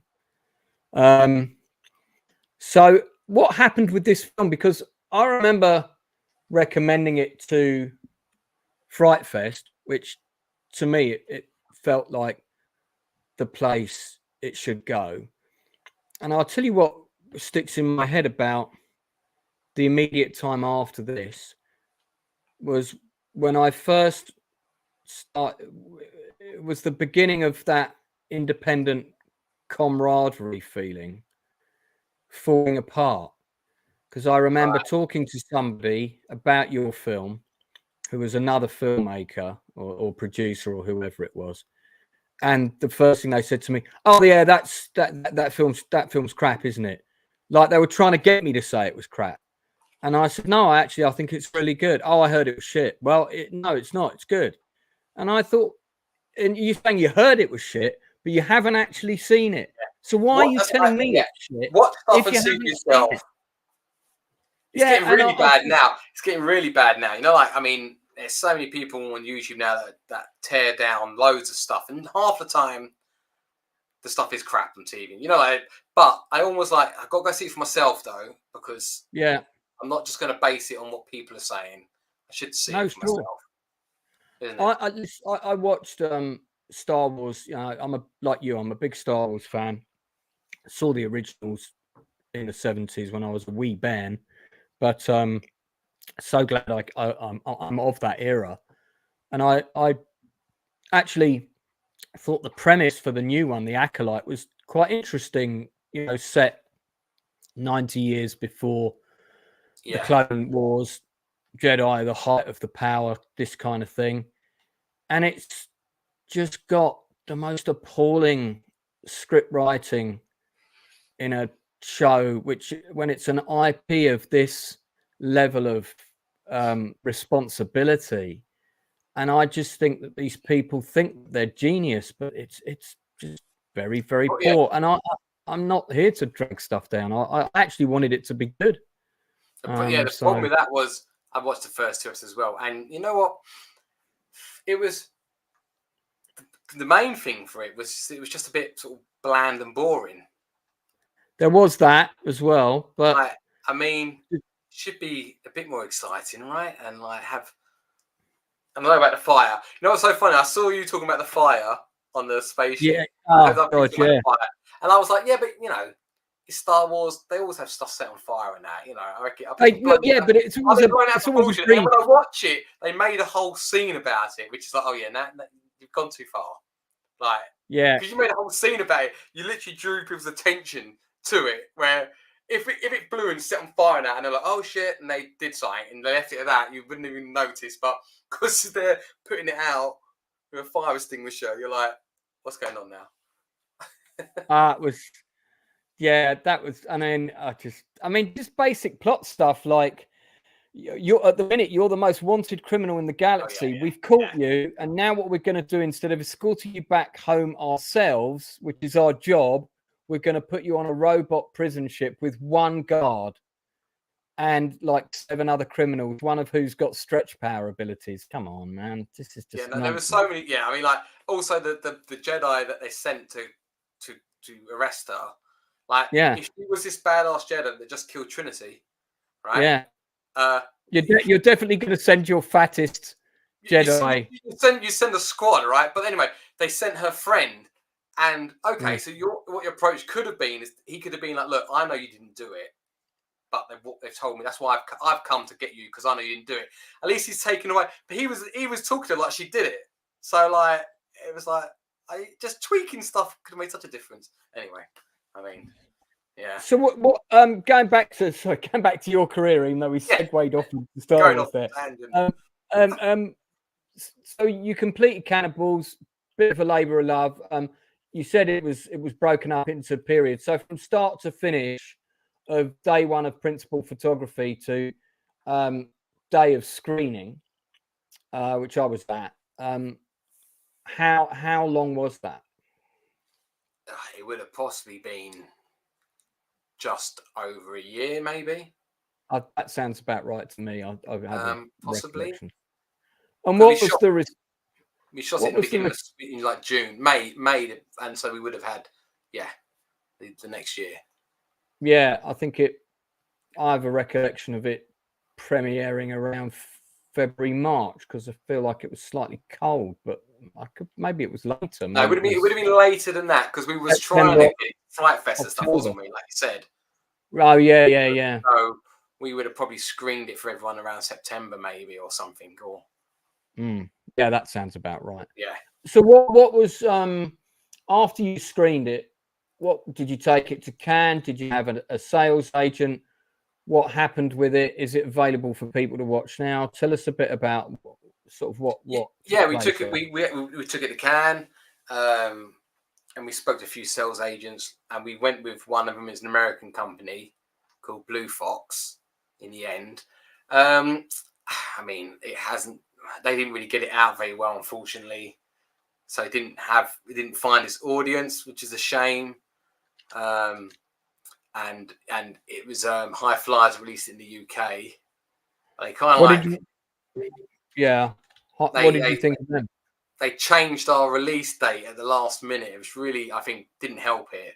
Like, because you know how it is, they sort of they get a certain slot in supermarkets and stuff like, we'll get your film in like the top 10 for this week or something. You know, there's a lot of that going on, but unfortunately, I don't know what happened. They changed their date, the date of our release, by a few weeks to the same day they were releasing another film, but it was one of their own produced films. So obviously that took priority. So that got, like a nice place, and our one got shifted all the way like to the back. Right. So like, it's like, your film should probably get like in the top 10 for the first week, and in the end it got like 27th or something. I don't know. Did it get released on physical media? Yeah. It's in the UK, in Germany, in America it's on DVD, and it's on. If you've got Amazon Prime, it's on Amazon Prime for free at the moment. There you go. So you can watch it on. Amazon Prime. First thing I always do when someone mentions an American distributor is I always Google their name, Blue Fox Distribution and Court Case. That's what I always do to check to see if because I got offered 5 offers of distribution in Cannes for the journey. When I got home, I Googled each one of them, followed by the words Court Case. And every single one of these companies were in court with various filmmakers for. I think I've got to take that on. Yeah, it's a good. Well, to be fair, I'm a bit more savvy about looking into things now because they take films and they just need the numbers, so they're not necessarily going to give you the love that you want for your film. Some do, but some are not. Some it's just more like a numbers game. You've got a number of projects in development at the minute, including one of which I'm working on with you. I don't know to what degree you feel you can talk about these, but there's a number of different concept posters that you've got out. Yeah, we can actually put these up on the screen. Let's have a look. So I'm assuming the one on the left, James, is for something that might be on my script writing software right now. Yeah, Angel of Death is the working title. It is. Angel of Death is the working title. I love that poster. I think that. Did you do that, or was that? I did, but it's a little bit of like, it's a bit of AI. Just move on. Yeah, well, it's not bad. When you've got no money and you're just trying to do stuff to help, get your own head around it and stuff, and yeah, the Devil's Lair is a script I know you bashed out a while ago, which is kind of, special forces against creature in tunnels. Yeah, waiting to see if that can get off the ground. A lot of these are at levels of, like you write one and you really push it hard and it doesn't happen. It's going to take longer. So whilst you're still trying to make it happen, you're twiddling your thumbs. You write another one.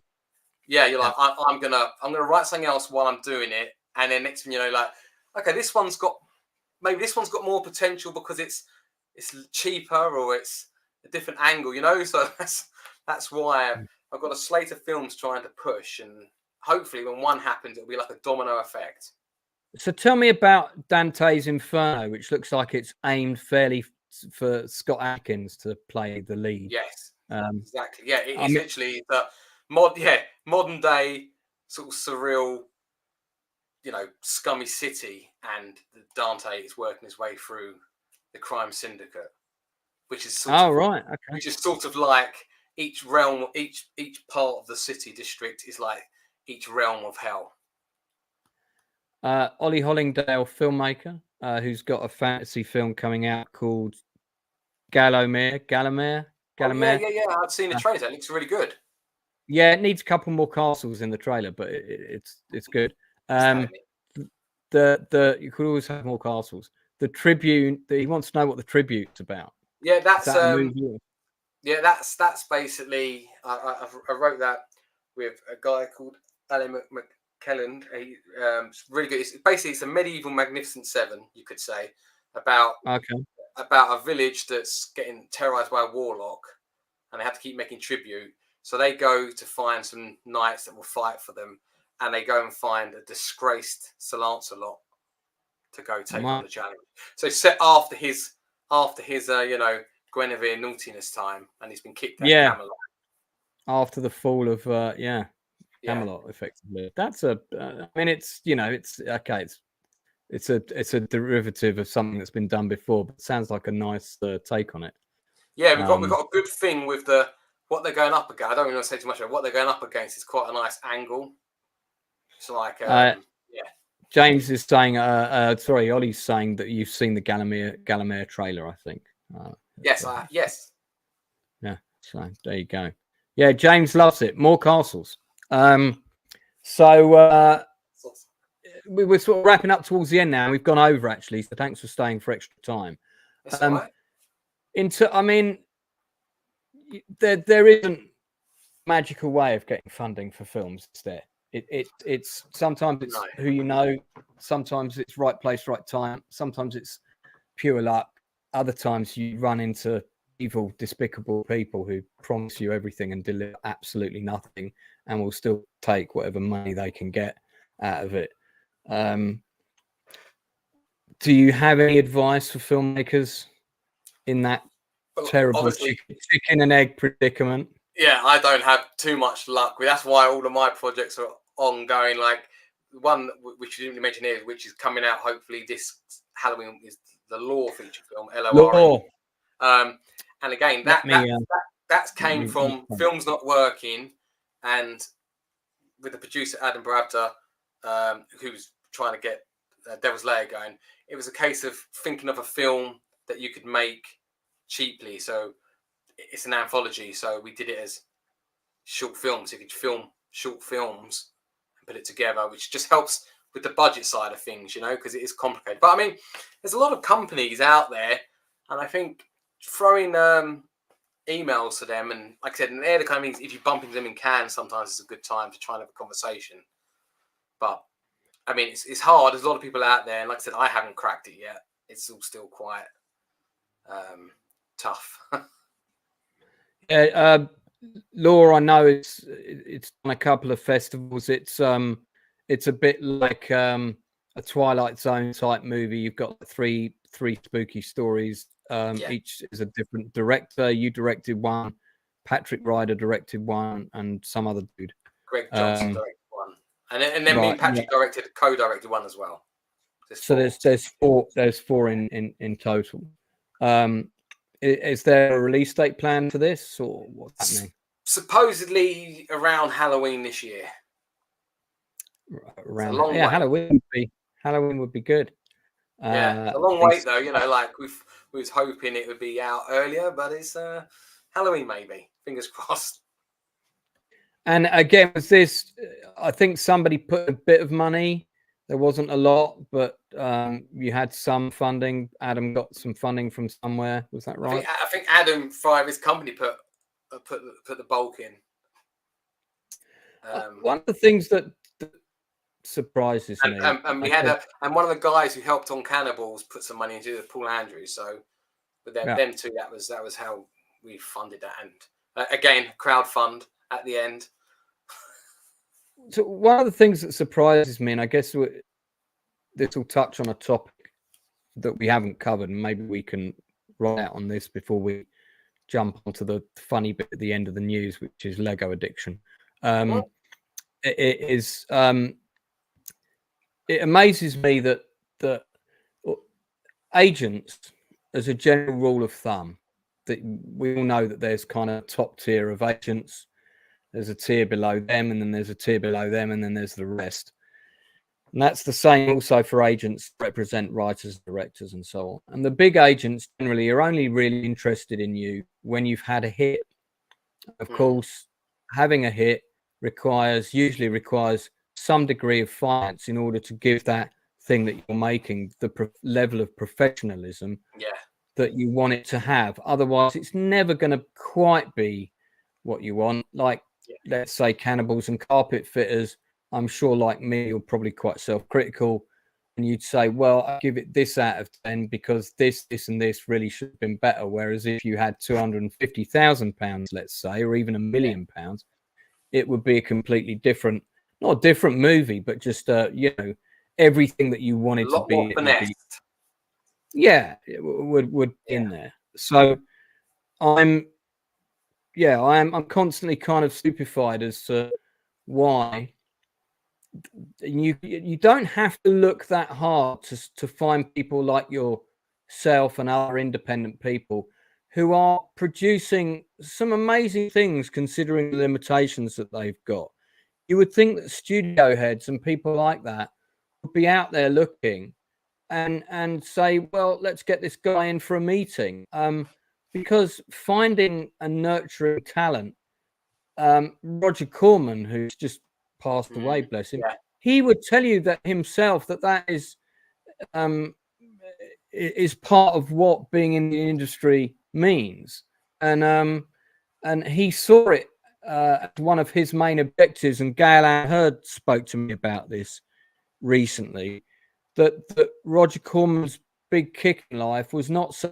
He loved making films, but more than that, he loved creating jobs and creating talent within the framework of making films and producing new talent. And James Cameron came out of that stable along with Joe Dante and a whole host of other directors. Why isn't that still happening? Do you think? And you can give me a long answer on that one while I to the loo quickly.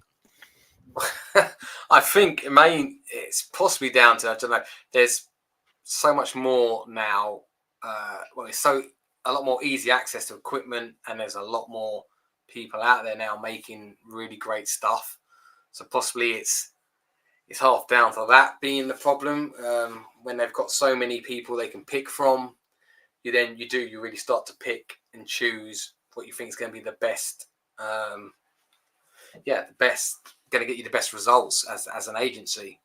I think it is a bit sad because, like I said, a lot of people get passed up, and how do you find your way and make yourself stand out? If agencies, like I haven't got an agent, and I've emailed them numerous times, and sometimes they go, oh, thank you, but we're not looking for someone. Half of them never get back to you.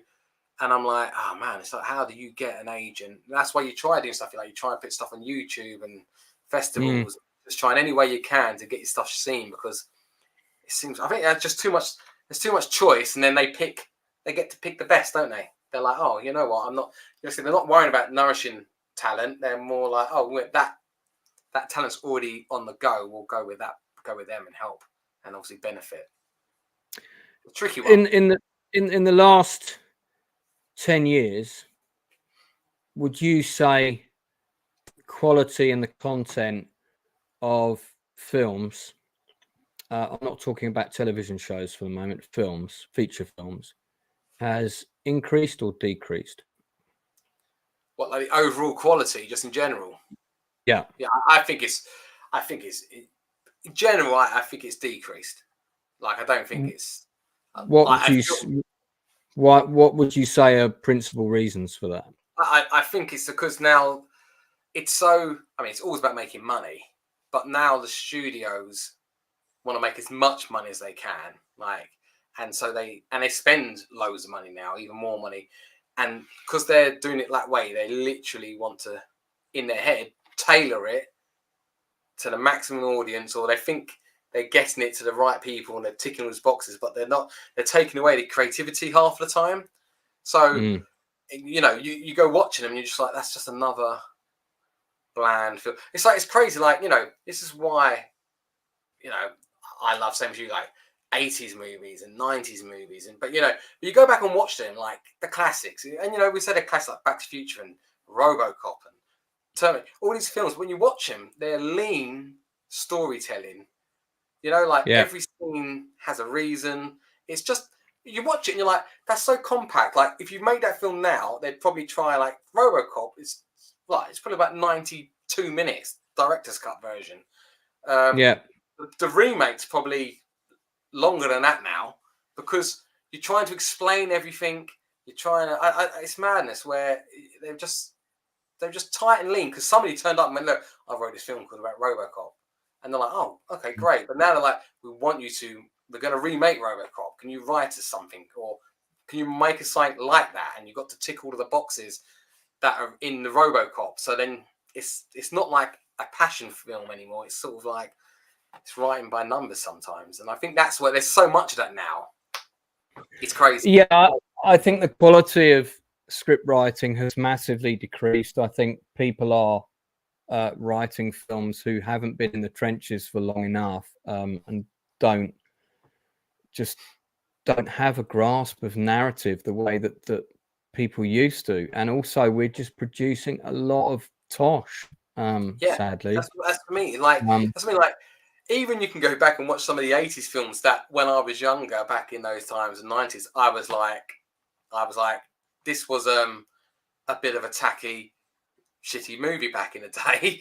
But then I can watch it. I watch it now. I'm like, actually, that puts to shame a lot of the films now, because there's more passion in it. Even though back in the day, I was like, that's pretty pants. Okay, I mean, I don't want to keep you on too much longer, but I think this is quite a valid conversation. Let's take a couple of examples. Let's say 1990. These are two films from the 1990s that I think in their own way are outstanding and still very much you can whack them on today and enjoy them. One, Crimson Tide, directed by the late Tony Scott. Yeah, amazing film. Absolutely amazing, tight thriller film, which feels like it's an action film, but actually has very little action. Yeah. It's all tension. Incredible script, incredible performances. And then The Rock, very much an action film with a pretty good comedy blend of tone, fun performances, quite a fun nonsense plot, but fun nonsense. Yeah. What would you say are, and it doesn't have to be a submarine movie, a Die Hard movie, because that's kind of their classification, if you like, but what would be two equivalents of films that are as good as those two in a similar genre since the year 2010? I have to say that I'm struggling to think of an action film since 2010 that I would put on the same level as The Rock, or I mean, Die Hard obviously is in a class of its own, but I'm choosing The Rock is a bit more. It's a bit lower down. Under Siege, the first Under Siege is a similar kind of Has there been an action film since 2010, cheesy but fun action film with, you know, that's rewatchable, like The Rock? What movie are we talking about? Predator 2 was made way back when. Taken, 91, is it 92, 91? When did the first Taken movie come out? That must have been. That might be late. I would say Taken 2008, so that doesn't count. So I'm saying since 2010. Since 2010. Well, I mean, all right, like I was going to say, each bit there. If you want to talk, although I would say the same. It's not quite The Rock. It's obviously Fury Road is a masterpiece in action, but then again that's George Miller that's doing that since Road Warrior. Anyways, he was perfecting that. But I don't know, John Wick 1, although it's not quite as fun. I really like John Wick 1, obviously, but it's not quite like The Rock. The Rock's really ambitious. You know what's quite crazy? When The Rock came out, I wasn't even the biggest fan of The Rock because it was like he was no James Cameron or whatever, you know. And it was very MTV how it is shot, and I enjoyed it, but I was like, but I went and watched it at the cinema again. You saw it. You saw it recently. I saw it, and it was like, you know what? It still had all the problems I thought, but actually, it puts to shame so many films today. Same with also another 1999 film was Stephen Sommers' The Mummy, which when I saw that back in the day, I was like, that's a cheap Raiders kind of movie. It's quite funny, but it's very, very cheap. But again, I watched that recently, and I'm like, they don't make films like that now. And that was one of the cheaper films. Like, that didn't hit the mark properly when it came out. But now, if it come out, I'd probably be like, gee, that film's brilliant. Edge of Tomorrow is a good one. Yeah, that is a good one. And I did like the Judge Dredd film. You can always count on Tom Cruise to deliver. Yeah, Tom Cruise is God. Even an average Tom Cruise movie is often better. He's commit to it, isn't he? I liked Oblivion. You know that one he did, Oblivion, the sci-fi one. Oblivion was okay, but I liked it. You see, to make the film like The Rock now, which probably was about like a 60 million or 50 million budget, maybe. If they try to make The Rock now, as it was, they'd probably be like, that's 150 million to make that now. Plus another 100 million advertising. So suddenly you'll be like, how's that Rock costing 250 million, that movie, when back in then? Well, also everybody in Hollywood now is making sure that they get all their fees out the front end. No one trusts the back end anymore due to creative accounting. So everybody always wants to get their money up front, which means, you know, your A-list cast are going to take a big percentage of your above the line budget. You know, when you see those 15, 16 producer names, you can guarantee one of them is going to get 200-300 grand a piece, at least, if not more. So it's a whole nother big chunk of your above the line gone, and it's But anyway, well, look, I think we're going to wrap it up. Aside from, we need to speak about a serious affliction that's taking over many homes, and that's called Lego sets. I believe your collection is even bigger than mine. I'm screwed. Yeah. Can't help it.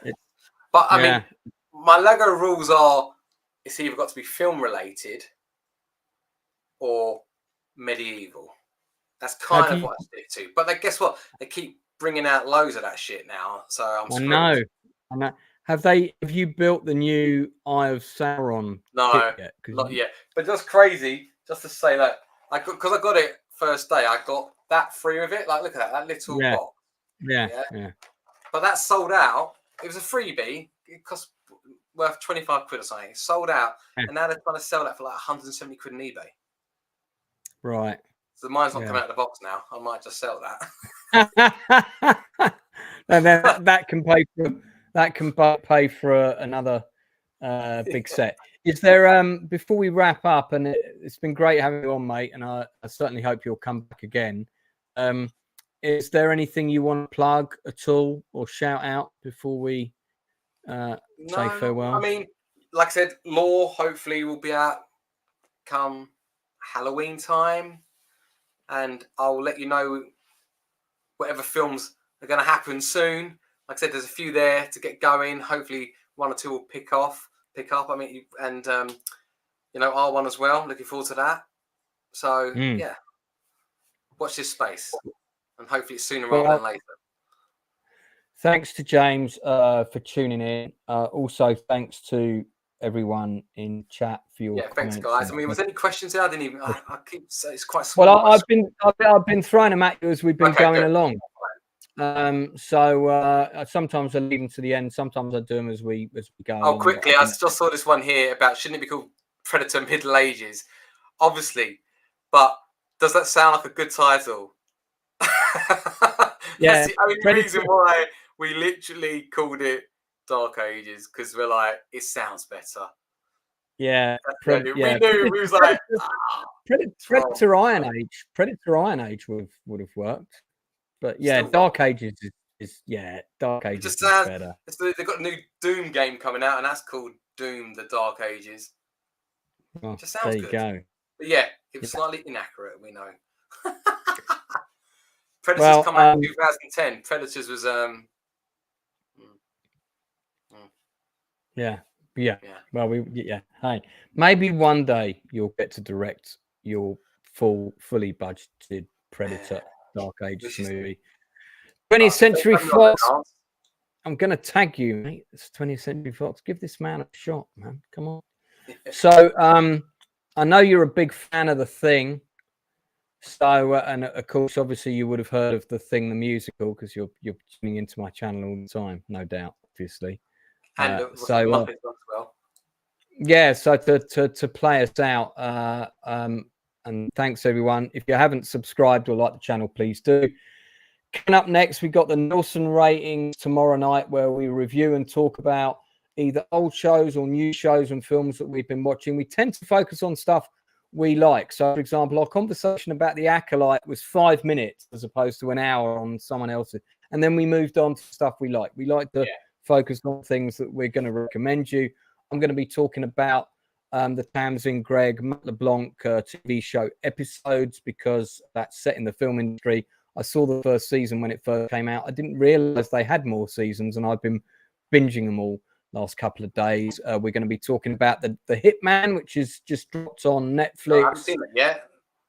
Apparently it's quite good, so we'll be covering that. We'll be covering some other things. I've got a couple more interviews lined up over the next couple of weeks. I should be having actress Vicky Marceau coming on, who's recently directed her first feature film. I've just spoken to actor Lawrence Monsoon, who goes all the way back to the movie The Mask. He played Eric Stoltz's best friend in The Mask, and has had a substantial career going forwards, and I'm hoping to get him on as well, and others. So I will keep you posted. Special effects man Duncan Capp is going to be coming on as well. So I'm always interested in talking to more people about different aspects of the industry. So James, last question before I play us out. In your opinion, if there is a crew of 60 on a feature film that you're directing, who's the most important person on the set? Oh my God. It's a tricky one. Maybe the first AD to keep everyone in line. Incorrect. Try again. Me? No, incorrect. The catering department. The catering department. Catering. Oh yeah, that's not one person. That's a whole division. But they're very important. We'll see you again soon, people. Take care. Bye.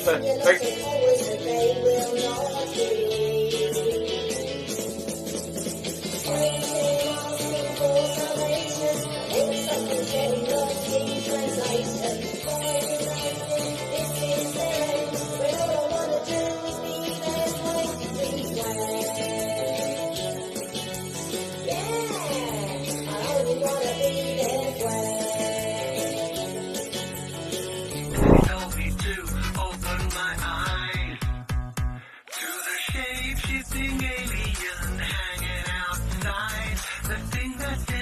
again on ruining our lives. Let's find a safe space and try and last the night.